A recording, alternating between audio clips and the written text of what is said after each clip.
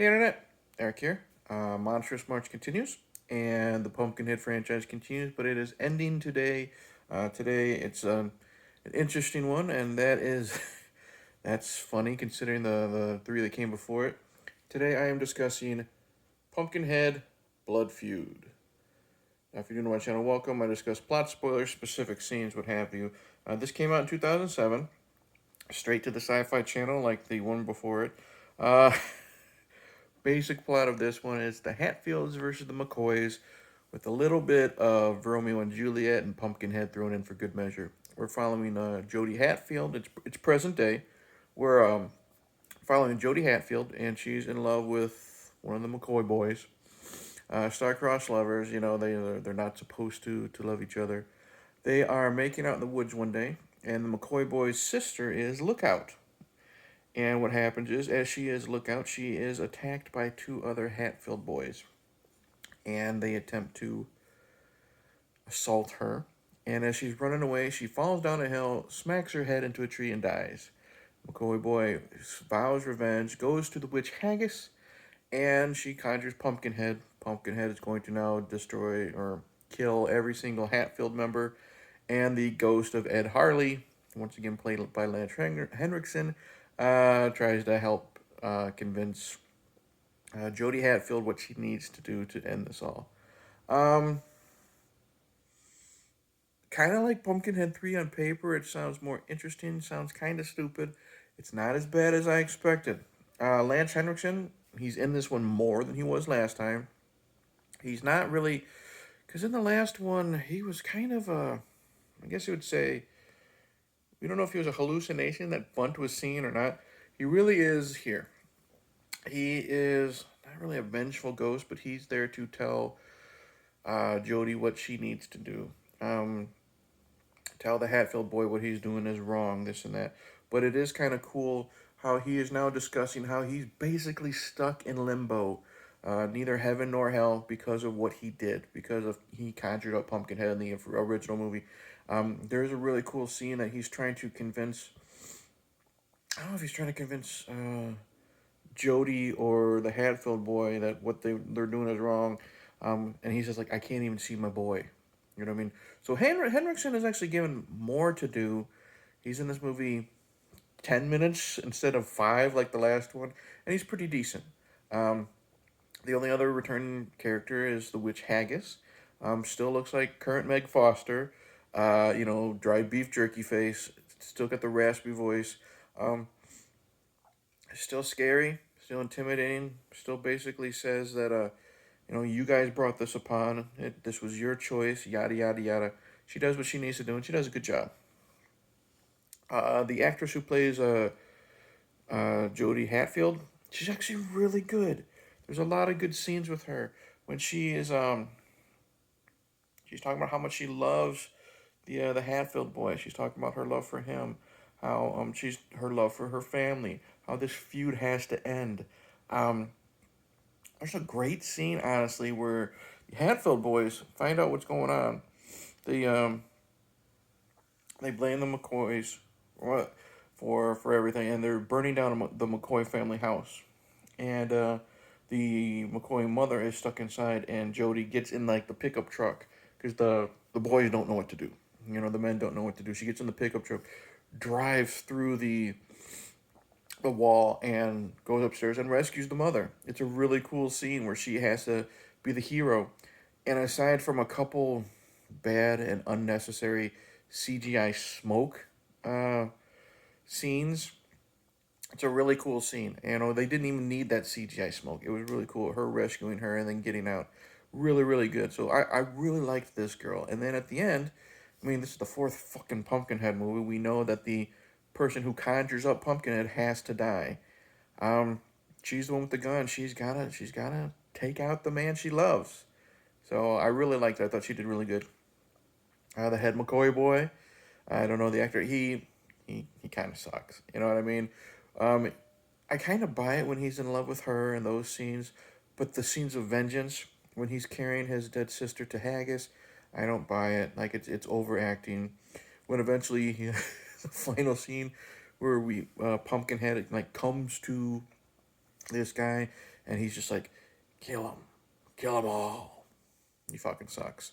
The rest of the characters are pretty much awful caricatures of hillbillies. Like they're literally called Billy Bob, and they're they're they're lame.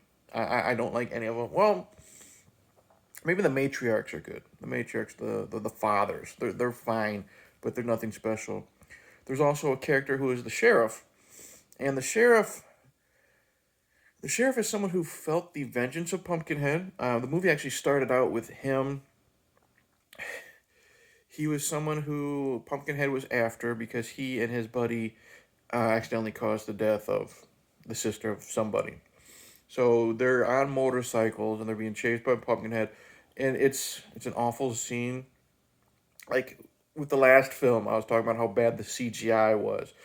They're being chased in the forest. They're on motorcycles, and Pumpkinhead's jumping from tree to tree, looking like a CGI spider monkey. It's awful.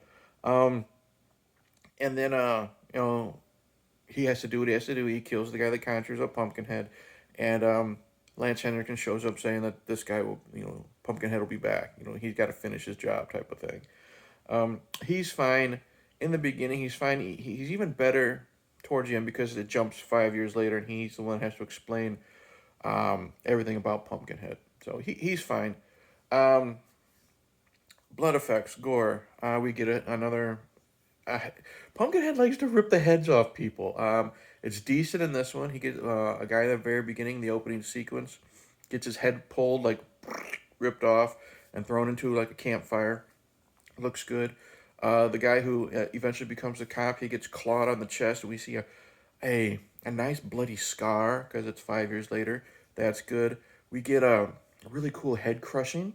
They're the Hatfields are setting up bear traps to kind of try to catch Pumpkinhead, and Pumpkinhead likes to like throw people. He did it in the last one.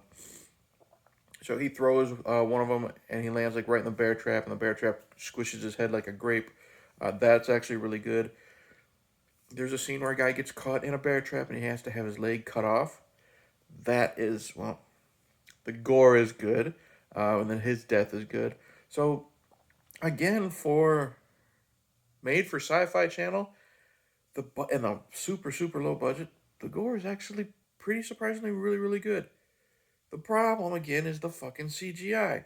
Like I mentioned earlier, when Pumpkinhead's chasing the two guys on the motorcycles, CGI spider monkey leaping from trees, looks bad. There are scenes where Lance Henriksen, you can tell he's not there with the actor. It's they couldn't even like afford him to show up, I guess, on like the final sequence. You know what I mean? When she has to or she has to shoot her lover. The guy that conjured up Pumpkinhead. Lance Henderson, you can tell. Excuse me. Uh, he's not even in the forest. It's CGI background. That's lame. But other than that, like again, those are made for Sci-Fi Channel. Budgetary reasons. Some of the other things that suck, there is a scene, like I said, the Hatfield boy who gets caught in the bear trap.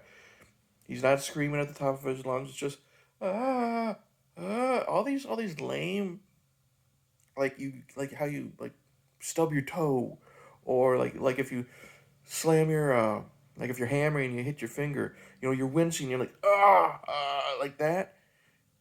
He's got his fucking leg caught in a bear trap. And then his brother can't get the bear trap off, so he takes a pocket knife and he's cutting his leg off. And he doesn't change when it comes to the screaming. That's pretty fucking bad. And Pumpkinhead, instead of like clawing him to death, takes the pocket knife and shoves it through his mouth. Didn't expect that. So that was weird. But overall, this one, Pumpkinhead Blood Feud, isn't as bad as it is. The you know what, the finale is kind of lame. The finale is kind of lame because I like the concept of how Jodie has to kill the man she loves. She has to shoot him. They're by this well, and she shoots because Pumpkinhead's gonna kill Jodie's sister. She has to shoot the man she loves so she can save the sister and the rest of the family. Um, so she's shooting McCoy boy, and it's it's affecting Pumpkinhead, and it's so stupid. Eventually, the McCoy boy grabs Pumpkinhead and drags him into the well. Drags them both into the well, and they fall to their deaths in a really bad CGI effect. It's just weird how strong Pumpkinhead has been through all of these films, and some punk kid, he's a young adult, some punk kid can grab Pumpkinhead and is strong enough to pull this demon into a well. That I don't buy at all. And they do the whole, okay, they fell in, oh, here comes Pumpkinhead climbing back up, the guy gets them and they fall back down, and that's where we get the bad CGI. I don't buy that. That's really fucking stupid. And then Lance Henriksen turns around, CGI, standing in front of the fucking forest, said, "You done good, Jodie," or whatever he says, and then walks and disappears into the ether, some bullshit. Um, and then it just fucking ends. It just fucking ends. So, my thoughts? Pumpkinhead Blood Feud. Weakest of the four, and that's saying much because, Pumpkinhead 3 was made for Sci-Fi Channel. Pumpkinhead 2 is horribly made, but a lot of fun. But this isn't as bad as you would expect. It's not really good, but it's not really bad. It does have some moments of dragging. At least the characters serve a purpose, which is more than we can say for what Doug Bradley was doing in the last one. I liked the female lead. Lance Henriksen had more to do. Haggis didn't do much. I did like the scene where Jodie busts in and she's yelling at Haggis to stop it, and Lance is like, "It's not her fault," or someone busts in and they say stop, and Lance is saying it's not her fault. She just did what someone asked. So there's more to the characters in this than the last one, but it didn't interest me as much as what Bunt was doing, since we had um, a callback to the other characters. Pumpkinhead still looks the same as he did last time. When it's close up shots and it's actually a guy in a suit. Guy in a suit doesn't look as bad as guy in a suit from part two, but when we get to the CGI effects, it's fucking bad. I mean, there's no CGI tail whipping, but it's still not the best. But overall, Pumpkinhead Blood Feud, not a bad way to end the franchise. Not the best way, but not a bad way. So that's it. Thank you for watching. Like and subscribe. Comment below. Have you seen this one? Like it? Hate it? Don't care. Click the bell. Thank you to everyone that has been watching the return of Melissa Hill to my channel. That was a lot of fun. She sat down for about an hour, and we shot the shit and finished our interview properly. Um, Please give that a like and all that jazz. Coming up next for Monstrous March, I don't know. Maybe I'll do Mimic. I know I have American Werewolf in London and Paris planned. A couple other things. We'll see. My list is in the other room. But that's it. Pumpkinhead is done and over. Not a bad franchise. Not a great franchise, but I expected worse. Cheers.